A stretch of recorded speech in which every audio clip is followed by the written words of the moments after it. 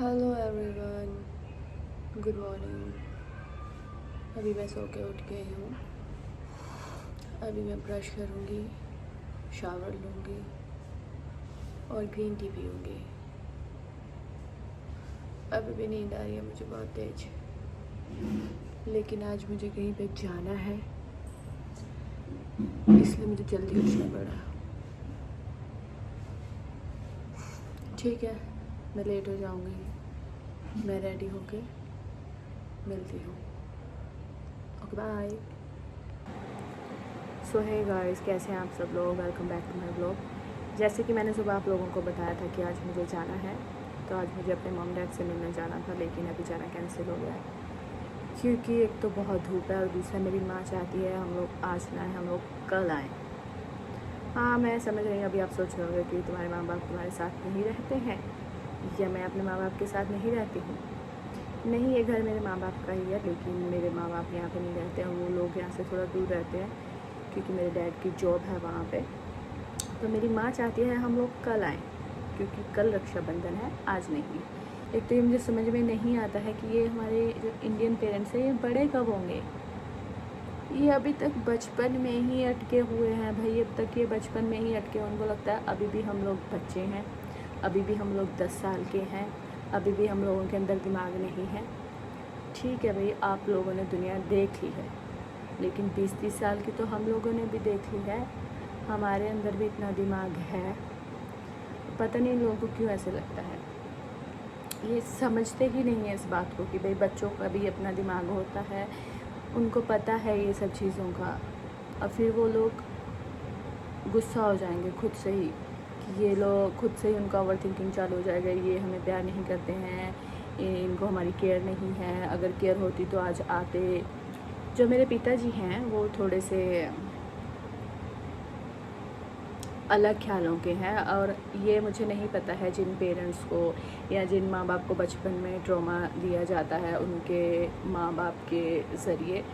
जैसे कि अगर मेरे डैड हैं, अगर उनके बाप ने उनके साथ बुरा किया होगा, मतलब मेरे बाप के साथ मेरे बाप के बाप ने बुरा किया है, तो मेरे बाप के माइंड में अब वो फिट हो चुका है कि मेरा बाप तो ऐसे करता था, देखो मेरे बच्चे अब ऐसे नहीं कर रहे हैं, तो अब वो भी चाहेगा कि हम लोग वैसे ही करें। ये ऐसे नहीं होता है। अब चीज़ें चेंज हो चुकी हैं। तो प्लीज़ जो माँ बाप बचपन से खुद के ट्रॉमाटाइज हो चुके हैं खुद के माँ बाप से, प्लीज़ अपने बच्चों को ट्रॉमा देना बंद कीजिए ये सब चीज़ों को लेके कि हमारे माँ बाप ऐसा करते थे, हमारे माँ बाप ने तो ऐसा किया है, हमारे माँ बाप ऐसे करते थे, हम लोग अपने माँ बाप के सामने तो बोलते नहीं थे, हमारी तो ज़ुबान नहीं निकलती थी हमारी। वो टाइम अलग था, ये टाइम अलग है। प्लीज़ थोड़ा समझो इस बात को।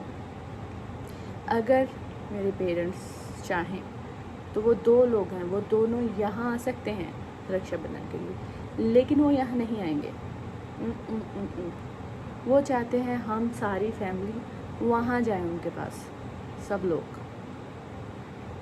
अब नहीं जाने से वो लोग गुस्सा करेंगे, क्या करें समझ में नहीं आ रहा है कुछ। इतनी गर्मी है, इतनी गर्मी है, ये भी नहीं सोचते कि बच्चों को और हाँ, मुझे ये भी बताना था कि मैं हर रोज़ जब मैं ब्लॉग डालती हूँ तो उसमें मेरी कोई ना कोई मिस्टेक होती है, क्योंकि मैं अभी नई हूँ तो मुझे नहीं पता है कि इसकी एडिटिंग कैसे करनी है, कहाँ से कट करना है, उतना मुझे समझ नहीं है क्योंकि मैं सब कुछ अकेले करती हूँ। मैं खुद वीडियो बनाती हूँ, खुद उसको एडिट करती हूँ, क्योंकि मुझे अभी इतनी समझ नहीं है, तो मैं डेली कोई ना कोई गलती कर रही हूँ। जैसे कि मैंने अभी सूट का वीडियो डाला था जिसमें मैंने सूट डाल के दिखाया है, उसमें भी मेरी गलती है कि वो मुझे पता नहीं था कि वो वीडियो क्रॉप हो जाएगी। वो मैंने पूरा नीचे ऊपर से पूरा मुंडी कट कर दिया, पूरे पैर कट कर दिए, तो वो वैसी नहीं है, वो फुल वीडियो है। लेकिन क्योंकि मुझे अभी एडिटिंग नहीं आती है तो थोड़ा मेरे से मिस्टेक हो जाता है, लेकिन खैर मैं धीरे धीरे सीख रही हूँ, मैं इम्प्रूव करूँगी खुद को। तब तक आप लोग एडजस्ट कर लीजिए। और हाँ, मुझे ब्लॉगिंग इसलिए करनी है क्योंकि मुझे कभी शादी नहीं करनी है, मैं कभी शादी नहीं करना चाहती हूँ, तो मुझे अकेले रहना है हमेशा, इसलिए मुझे चाहिए बहुत सारा पैसा, उसके लिए लगता है। तो इसलिए मैंने व्लॉगिंग स्टार्ट किया, क्योंकि मुझे अकेले रहना है और मुझे इतना पैसा चाहिए कि जिन लोगों ने कभी मेरी माँ की इंसल्ट की है और जिसने भी कभी मेरे बाप की इंसल्ट की है उसको मैं जो भी उसके सामने मैं अपने माँ बाप को करना चाहती हूँ। सिर्फ यही है मेरा ब्लॉगिंग का मेन रीज़न। तो देखते हैं भगवान कब तक सुनता है मेरी और आप लोग कितना सपोर्ट करते हो। तो ठीक है, अभी मैं बनाने जा रही हूँ अपने लिए लंच, क्योंकि अभी हो गया है मेरा लंच का टाइम और मैं डेली सेम ही लंच करती हूँ, तो आप लोग उसको क्या ही देखोगे।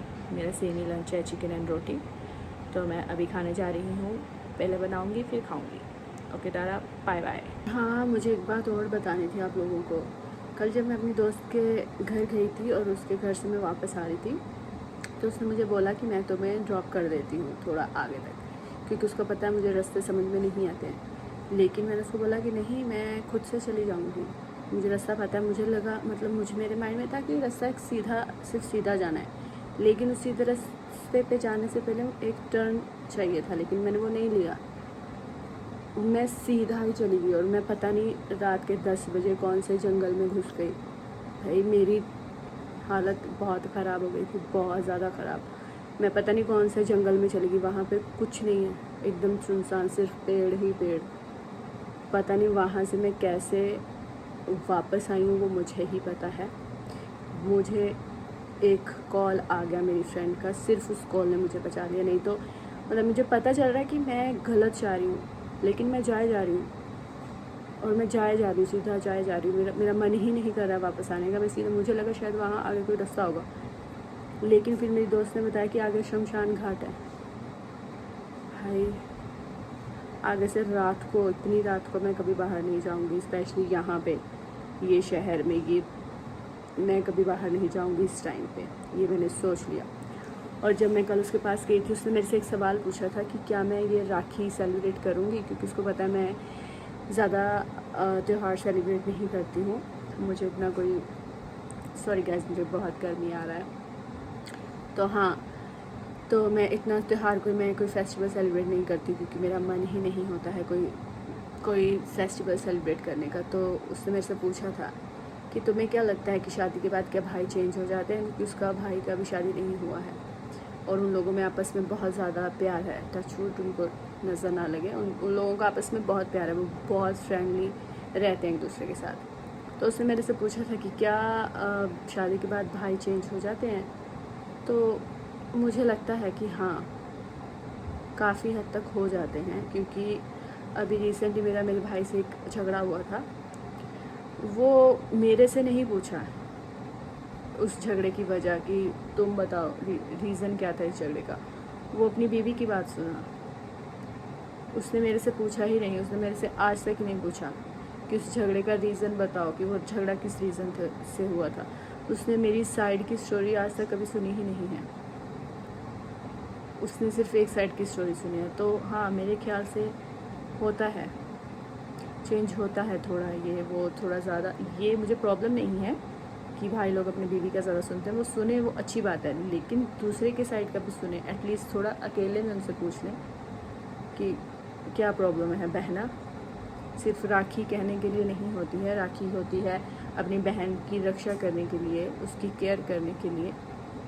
इसलिए मैं कोई फेस्टिवल इतना सेलिब्रेट नहीं करती, मुझे ट्रस्ट ही नहीं है फेस्टिवलों के ऊपर। सच बताऊँ तो मुझे दिवाली और क्रिसमस को छोड़ के मुझे कोई फेस्टिवल अच्छा नहीं लगता। दिवाली भी मुझे इसलिए अच्छी लगती है क्योंकि उसमें बहुत रोशनी है, उसमें कैंडल्स होती हैं, उसमें बहुत झगमगा होता है, वो मुझे पसंद है। सिर्फ इसलिए दिवाली मुझे अच्छा लगता है, और क्रिसमस तो मुझे अच्छा लगता ही है, वो हैप्पी फेस्टिवल है बहुत ज़्यादा। बाकी इन दोनों को छोड़ के मुझे कोई फेस्टिवल पसंद नहीं है, और मैं कोई फेस्टिवल सेलिब्रेट नहीं करती हूँ। मैं राखी भी नहीं बांधती हूँ, सच बोल, मैं राखी भी नहीं बांधती हूँ। बहुत ही कम राखी में मैंने अपने भाइयों को राखी बांधी होगी, क्योंकि मुझे लगता है कि ये चीज़ें दिखावे के लिए मैं नहीं कर सकती हूँ कुछ भी। जो चीज़ मेरे अंदर से नहीं आ रही है, मुझसे वो नहीं होती, मैं वो नहीं करूँगी। मैं ऐसी ही हूँ और मुझे ऐसा ही रहना है। तो अब पता नहीं कल राखी है, मैं बांधूंगी नहीं बांधूंगी, मुझे लगता नहीं है, लेकिन देखते हैं। खैर चलिए, अभी मैंने लंच तो कर लिया है, अभी मेरा टाइम हो गया है, मैं थोड़ी बैठ के स्क्रॉलिंग कर लूँ, थोड़ा लोगों को भी देख लूँ, लोग क्या बना रहे हैं, क्या डाल रहे हैं। दोपहर हो गई, अभी दोपहर के 3:30 बज गए हैं, तो मैं थोड़ा स्क्रॉलिंग करूँगी। फिर उसके बाद मुझे जिम भी जाना है।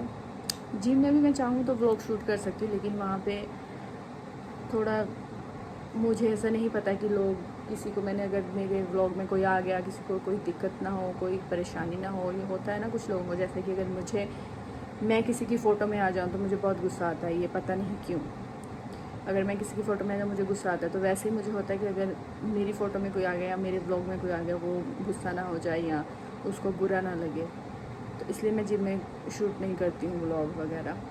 लेकिन मैं ट्राई करूँगी आगे जाके मैं जिम में कोई ब्लॉग शूट करूँ। और जिम में मेरा कोई दोस्त भी तो नहीं है, ना जिम में है ना रियल लाइफ में है। मेरे बहुत दोस्त कम है, मेरी कम लोगों से बनती है, क्योंकि मुझे इतना बात करना भी पसंद नहीं है।